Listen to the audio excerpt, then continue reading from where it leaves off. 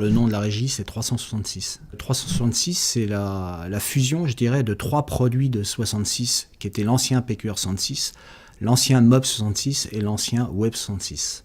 Un certain nombre de produits PQR 66 perdurent, d'autres évoluent, certains disparaissent.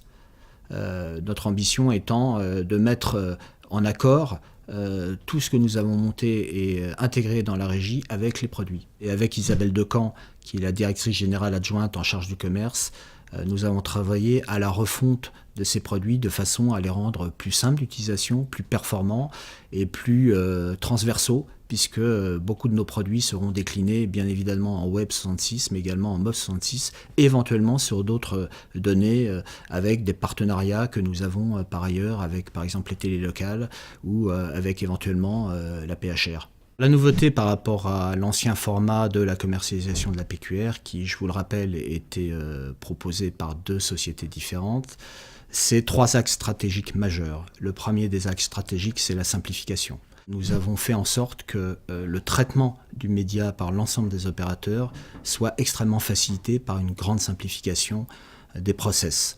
Et puis nous allons, dans le cadre de cette simplification, créer un nouveau produit qui va s'appeler PQR On Demand et qui permettra à chacun de créer son propre plan sur tout le territoire français avec un nombre de départements, avec un nombre d'insertions et le tout dans une politique commerciale qui est la même pour tout le monde, que ce soit les régies locales ou les régies nationales.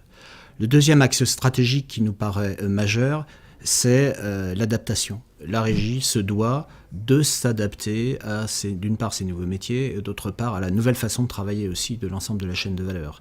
Les annonceurs souhaitent aujourd'hui avoir des dispositifs particuliers, avoir des dispositifs plus intégrés. Donc nous avons créé une marque de brand native qui s'appelle Des Marques et vous, et au travers de laquelle nous allons adapter au maximum les réponses que nous ferons par rapport aux briefs qui nous seront portés par les agences et les agences médias. De la même façon, nos équipes commerciales ont été totalement reformatées dans cet esprit-là, de façon à être en capacité véritablement de suivre un brief, et non seulement de le suivre, mais voire de le créer de toutes pièces et d'être capable de répondre le plus intelligemment possible à un brief annonceur-client. Le troisième axe stratégique qui nous a porté pour la création de 366, c'est d'ailleurs l'axe majeur, c'est l'axe de l'innovation, puisque l'adaptation dont on vient de parler, ça induit aussi un certain nombre de changements fondamentaux, notamment des changements de métier, des changements de façon de travailler.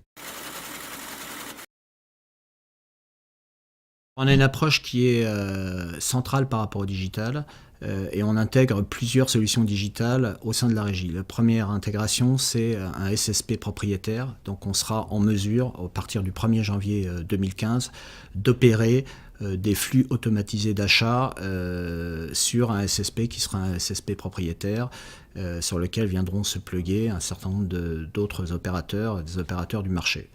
Le deuxième intégration digitale majeure, c'est qu'à ce SSP, on va plugger une brique data qui sera une brique data extrêmement qualitative, puisque ce sera mieux que de la first party data, puisque ce sera de la data qui sera générée par un méga panel de 50 à 100 000 panélistes par an, donc une moyenne de 80 000 panélistes par an. Ce panel nous servira d'une part à héroïser la performance de nos campagnes et d'autre part à collecter de la data qui sera de la data véritablement propriétaire. Par ailleurs, nous allons aussi intégrer au sein de la régie une solution de Drive to Store qui sera une solution géolocalisée à destination de nos commerciaux principalement locaux, mais également nationaux, notamment pour les marques à réseau, avec la possibilité pour un client de choisir une zone de chalandise et à partir de là, le dispositif donnera les audiences sur sa zone en incrémentation d'audience.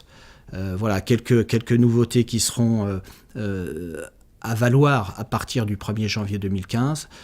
Sur une échéance un peu plus éloignée, on intégrera aussi une solution d'automatisation des achats du print avec un ADEX Print, mais nous souhaitons le faire d'une façon cofraternelle avec l'ensemble de nos confrères de la presse, donc ça prend un peu plus de temps pour que tout le monde ait bien la même vision sur ce type d'approche.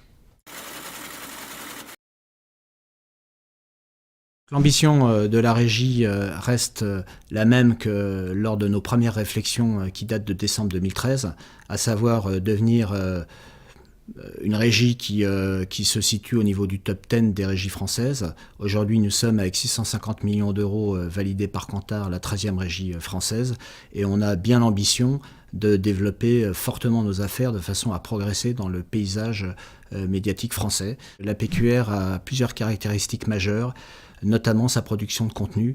La PQR est le média qui est le premier fournisseur de contenu en France, de par son volume, mais également de par le fait que ce contenu a des particularités très spécifiques.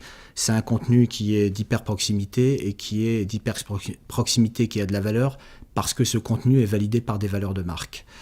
C'est en ça que, structuré comme nous sommes, la régie va pouvoir donner accès à l'exploitation au maximum pour les annonceurs de ce contenu et avec une façon qui, on l'espère, en tous les cas nous travaillons dans cette direction, soit la plus intelligente possible.